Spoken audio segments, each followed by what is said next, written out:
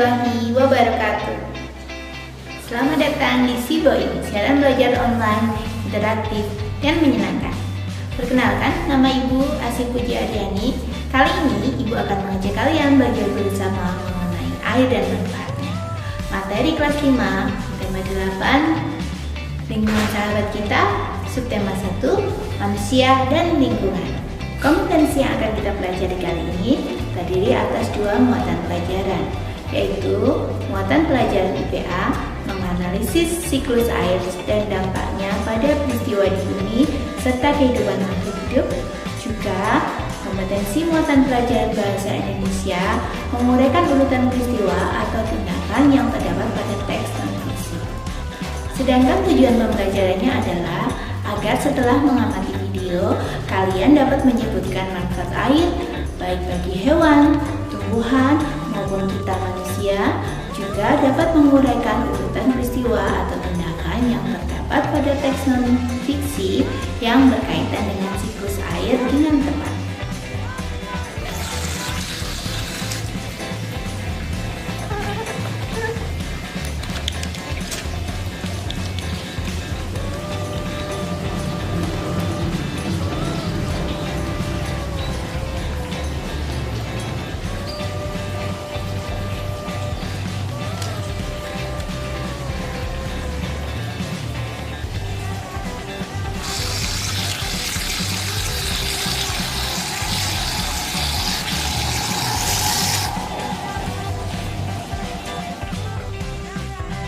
Air merupakan komponen abiotik yang sangat penting bagi kehidupan. Tanpa air, hewan, tumbuhan, maupun manusia akan mati dalam hitungan hari. Bagaimana sih proses terjadinya siklus air, tahap-tahapnya, dan peristiwa yang terjadi di dalamnya? Itulah yang akan kita pelajari dalam video kali ini.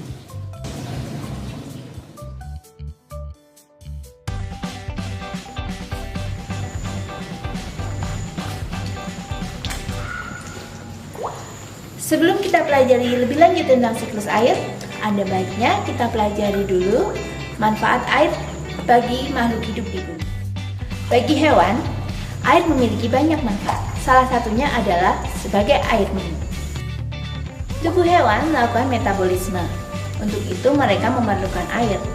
Nah, air tersebut didapatkan dari air minum.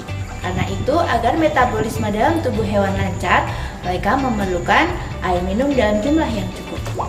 Bagi hewan lain seperti ikan, air juga berfungsi sebagai tempat hidup. Bagi hewan mamalia, air juga sangat penting untuk proses produksi susu.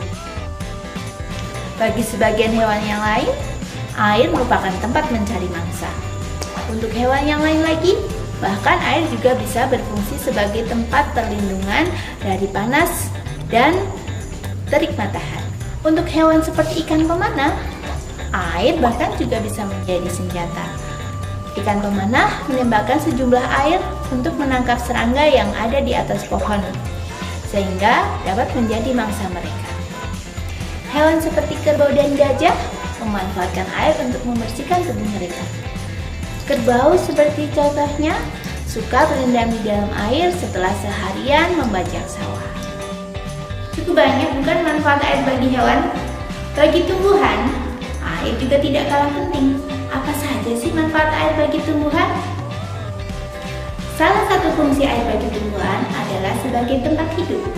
Tumbuh-tumbuhan seperti padi, eceng gondok, atau teratai harus hidup di air untuk tetap bertahan hidup. Fungsi air bagi tumbuhan yang lainnya adalah sebagai pelarut unsur hara. Seperti kita tahu, tumbuhan menyerap mineral-mineral dari dalam tanah untuk menunjang kelangsungan hidupnya. Nah, air menjadi salah satu unsur penting yang melarutkan unsur-unsur hara tersebut sehingga dapat diserap oleh tumbuhan. Selain itu, air juga berperan untuk mengedarkan unsur hara, juga hasil fotosintesis ke seluruh bagian tumbuhan. Dalam proses fotosintesis sendiri, air juga merupakan unsur yang sangat penting. Air merupakan salah satu bahan utama fotosintesis, sehingga tanpa air fotosintesis tidak dapat terjadi. Air juga membantu proses perkembangbiakan pada tumbuhan. Beberapa tumbuhan tertentu seperti kelapa atau bakau menyebarkan bibitnya dengan bantuan air. Karena banyaknya fungsi air baik bagi hewan, tumbuhan, tanpa air yang cukup, tumbuhan maupun hewan akan segera mati dalam beberapa hari saja. Bagi kita manusia, fungsi air bahkan jauh lebih banyak lagi. Apa sajakah fungsi air itu bagi kita manusia? Fungsi air yang pertama adalah untuk kebutuhan sehari-hari seperti minum, memasak, mandi, mencuci, dan sebagainya. Selain kebutuhan pokok tadi, air juga dimanfaatkan untuk berbagai kegiatan pertanian seperti mengairi sawah, menyiram sayur yang dipelihara, memberi minum ternak, dan sebagainya. Fungsi air yang lain bagi manusia adalah untuk memelihara ikan atau sering kita sebut kegiatan perikanan. Dalam kegiatan industri, air juga sangat penting. Selain sebagai bahan baku utama seperti pada industri minuman, maupun sebagai bahan penunjang, misalnya untuk mencuci bahan-bahan pada industri makanan, sebagai pelarut pewarna pada industri tekstil, dan sebagainya. Dalam bidang kesehatan, air juga punya banyak fungsi. Misalnya sebagai pelarut obat-obatan atau mensterilkan berbagai peralatan kesehatan, serta keperluan-keperluan lainnya. Selain itu, bagi manusia, air juga dapat berfungsi sebagai sarana olahraga, misalnya untuk olahraga renang, mendayung, selancar, dan sebagainya. Dalam bidang lain, misalnya pariwisata, wahana air juga menjadi objek wisata yang banyak dikunjungi untuk bersenang-senang setelah sekian lama penat bekerja. Air juga menjadi sarana transportasi sejak zaman dahulu. Bahkan sejak abad ke-16, sekitar abad ke-16, manusia telah banyak menggunakan air sebagai sarana transportasi untuk menjelajah ke berbagai benua. Air dibutuhkan oleh semua makhluk hidup untuk berbagai keperluan, bukan? Coba kita hitung dan bayangkan. Saat ini di Indonesia memiliki penduduk sekitar 270 juta jiwa. Setiap harinya mereka membutuhkan air bersih untuk minum rata-rata sekitar 2 liter per orang. Tapi mengapa ya air terus ada walaupun terus-menerus digunakan? Tuhan menciptakan sebuah sistem yang kita kenal dengan istilah daur air, siklus air, atau siklus hidrologi. Siklus air adalah proses yang menggambarkan pergerakan molekul-molekul air di atmosfer ke bumi dan sebaliknya, dan tidak pernah berhenti sehingga membentuk rangkaian yang melingkar. Di buku kalian halaman 9 dan 10 juga terdapat bacaan yang menjelaskan peristiwa siklus air. Ini adalah sebagian bacaan yang ada di buku kalian tersebut. Mari kita baca bersama. Mengapa air selalu tersedia di bumi? Air selalu tersedia di bumi karena air mengalami siklus.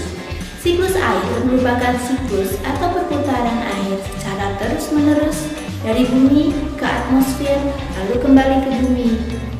Siklus ini terjadi melalui proses penguapan, pengendapan, dan pengembangan. Air di laut, sungai, dan danau menguap akibat panas dari sinar matahari. Proses penguapan ini disebut evaporasi. Tumbuhan juga mengeluarkan uap air ke udara. Uap air dari permukaan bumi naik dan berkumpul di udara. Lama-kelamaan, udara tidak lagi dapat menampung uap air atau menjadi jenuh. Proses ini disebut presipitasi atau pengendapan. Ketika suhu udara turun, uap air akan berubah menjadi titik-titik air. Titik-titik air ini membentuk awan. Proses ini disebut kondensasi atau pengembunan. Titik-titik air di awan selanjutnya akan turun menjadi hujan. Air hujan akan turun di darat maupun di laut. Air hujan itu akan jatuh ke tanah atau ke perairan. Air hujan yang jatuh ke tanah akan meresap menjadi air tanah. Selanjutnya, air tanah akan keluar melalui sumur. Air tanah juga akan menembus ke danau atau ke sungai. Air hujan yang jatuh ke perairan, misalnya sungai, sungai atau danau akan menambah jumlah air di tempat tersebut. Selanjutnya, air sungai akan mengalir ke laut. Namun, sebagian air di sungai dapat menguap kembali. Air sungai yang menguap membentuk awan bersama dengan uap air laut dan tumbuhan. Proses siklus air pun berulang lagi. Dari proses siklus air itu dapat disimpulkan bahwa sebenarnya jumlah air di bumi secara keseluruhan cenderung tetap. Hanya wujud dan tempatnya yang berubah. Proses terjadinya siklus air tadi juga dapat digambarkan melalui skema ini.